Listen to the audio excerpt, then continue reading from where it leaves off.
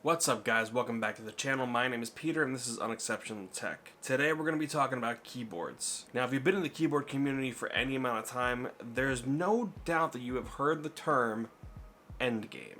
No, I'm not talking about the movie, I'm talking about an Endgame keyboard, which can be different to everybody. Everybody has different things that they want in a keyboard that they're looking for. And I know a lot of people in the community don't really like using the term endgame keyboard because there's always going to be a new feature that comes out or something new comes along that'll pique your interest. But today, we're going to talk about a keyboard that, for me, is really close to an endgame keyboard for me. And it's also a keyboard that I really haven't seen a lot of people talk about.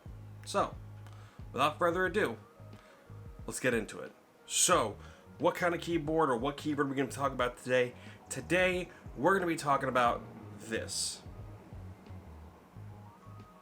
Now, some of you might not know what this is, but don't worry, I will tell you. This is the Drop Shift from Drop, aka Mass Drop. Now, why do I like this keyboard so much?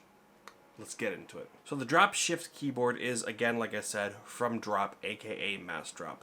And it is the final keyboard in the line of their series. They have the Alt, they have the Control, and finally they have the Shift. Now with each of those keyboards, they're a different form factor. The smallest one is the Alt, which is a 60% keyboard, I think, or a 65% keyboard, I'm not entirely sure. Then one step up from that is a Control, which is a 10 keyless keyboard.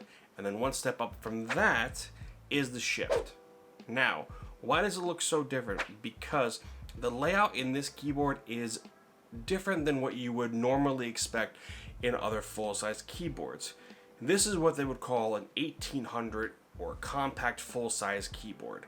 Most people refer to it 1800. It has almost all the features of a full-size keyboard, missing one or two keys. So for instance, the Drop Shift has 99 keys on it, where a full-size keyboard will have about 104. Now, why do a lot of people not know about it? It's because it's not a very common keyboard form factor that you could see. This is something more widely known in the custom keyboard scene. Now, back in the early days of keyboards, the 1800 layout was more popular because, you know, everyone used full-size keyboards back then, and there weren't really smaller form factor keyboards like the model, I think the IBM Model M is an 1800 layout keyboard. So you've seen it before, but it's not a really popular keyboard form factor, I should say.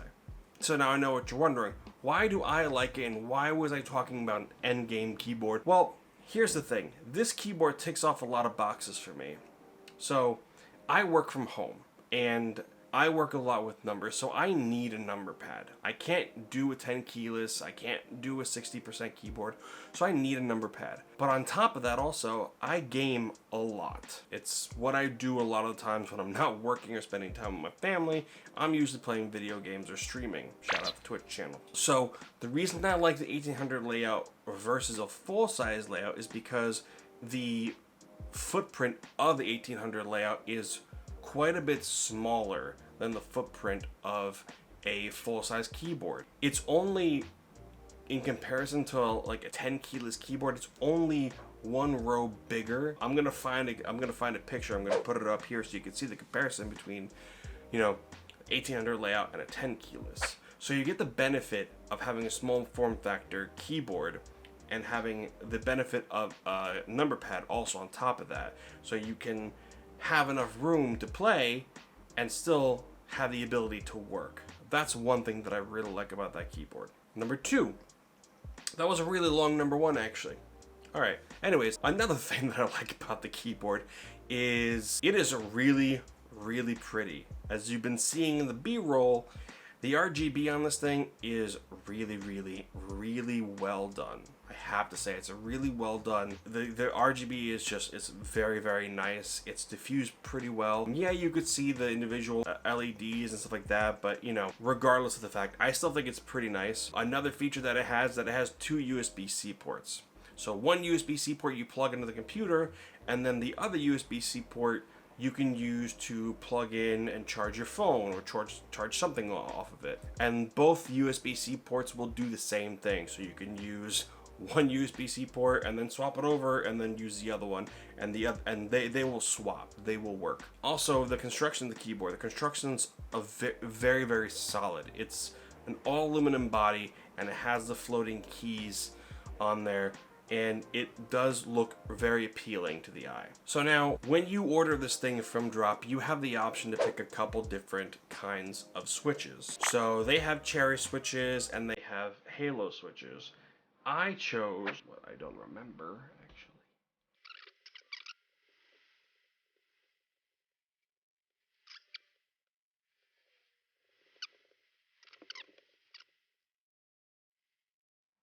Aha, okay, so it's 60 gram. Okay, that's what I was looking for. I was looking for the actuation weight for the switches.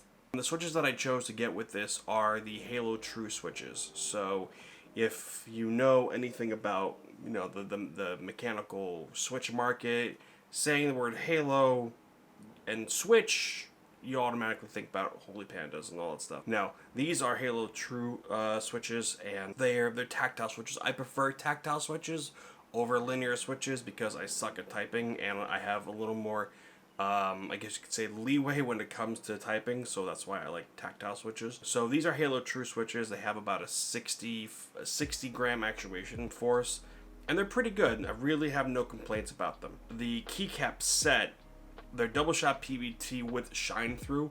Now, again, if you're in the keyboard market, you know that Doubleshot PBT with shine through that looks good are genuinely pretty difficult to find, because it's very difficult to actually get a clear shine through with PBT keycaps. But Drop somehow figured it out, and they look really, really good. The legends are very clear. The shine through looks really, really nice.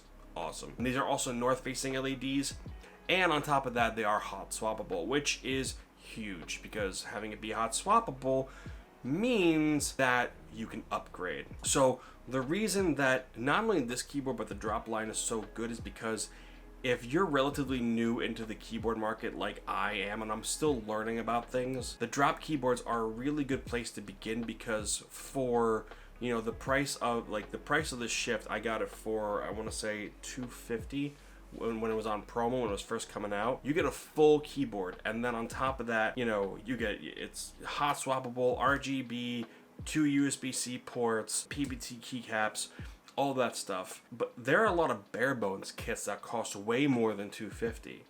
And yes, they're different calibers of keyboard that you're getting, but I think honestly, when it comes for not just bang for the buck, but also the ability to upgrade in the future, I think that the Drop series of keyboards are pretty good. Now again, this is my opinion. You don't have to listen to me. Do your own research. If you don't want to do that, then that's fine. But for me, I think it's a pretty good value because you're able to upgrade everything on the keyboard, honestly. And the other thing is that these keyboards are pretty easy to take apart too. So I think I've talked about the keyboard enough. I'm going to do a typing test for you guys so you can see and hear what it sounds like. And once I do that, we're going to come back to this and we're going to talk about the future of this keyboard and what is going to happen to it.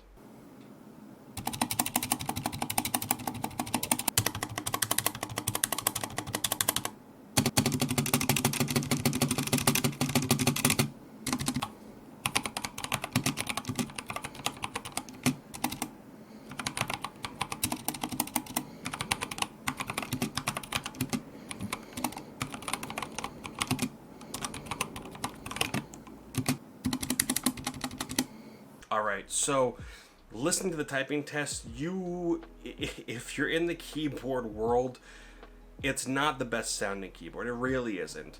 The Drop stabilizers that they have on their keyboards are pretty bad, honestly. They're really not that good. And, you know, with it being an aluminum case and there being floating keycaps, you know, it doesn't sound the best. We all know that. So just if you didn't know, now you do know. Now, let's talk about the future of this keyboard and why I said this was almost an endgame keyboard for me, and what I'm gonna do to make it an endgame, try and make it an endgame keyboard. I should stop saying that, but still. So one thing I gotta say about this keyboard is I have to give Drop credit, because the first keyboard that I got from them, I had an issue with it.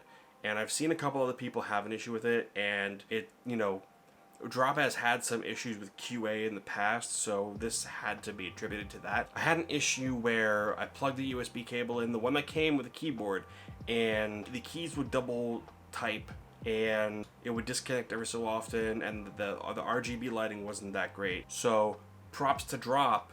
I contacted them, told them what the problem was. They said okay, they sent me the box, I sent my keyboard in, and then literally, like, once they got the notification it was in the mail, my keyboard came like 2 days later. So I gotta give Drop credit for handling the issue that fast, because a lot of the places would definitely not do that. I've dealt with RMAs from other companies before, and you know, they haven't gone this smooth, but I gotta say that once I got the new keyboard in, it worked flawlessly. Alright, so with all that said and done, let's talk about the future of this keyboard.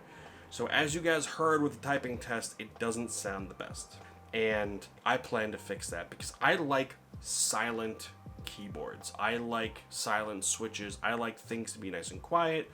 You know, it's just the nature of who I am. It's just what I like. So here is the future plan of what I am gonna do with this. I'm gonna be a little vague, but just stick with me. First and foremost, new key switches. Since this is a hot swappable keyboard, I'll be getting new switches for this. I'm not gonna tell you what they are until I get them, and then I make the video. So what I'll say about the switches that I'm getting is I could not find them anywhere in the United States. I literally found them from a shop in Australia, and they are currently on their way from Australia here.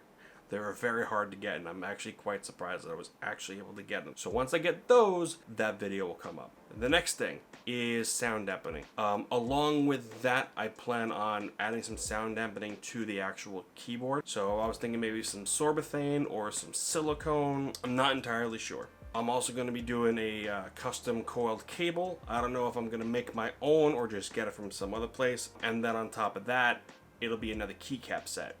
Now, I don't know if I should go with the shine through or just look for a different set. I don't know. I like shine through because RGB is pretty to me. So that one I'll take with your suggestions. If you have a good suggestion for a solid keycap set, please let me know down below. But other than that, that's what I'm thinking about doing to the keyboard. Those are the future changes that are going to come up with the keyboard. I really like 1800 layout keyboards. I have another one right behind that I'm gonna do another video on, and it's a slightly more, it's interesting. It's a very interesting keyboard, but I'm gonna be doing another video on that. But I like 1800 layout keyboards. I want to eventually get a kit and build my own 1800 layout keyboard. We'll see about that. We'll see when that happens. So anyways, like I said, I haven't really seen a lot of people talk about this keyboard. I don't know why. I know that full-size keyboards aren't really that popular, but I like it. So if you're looking into buying this keyboard, I suggest you go for it. I personally like it a lot. It's on drop. I think it's around $250, maybe $270. I'm not entirely sure. This gets my personal recommendation and a thumbs up from me. If this video was helpful for you and you enjoyed it, like the video. If you feel like subscribing, go for it. And let me know in the comments down below what kind of keyboard you're using. I'm very curious to know what people are using.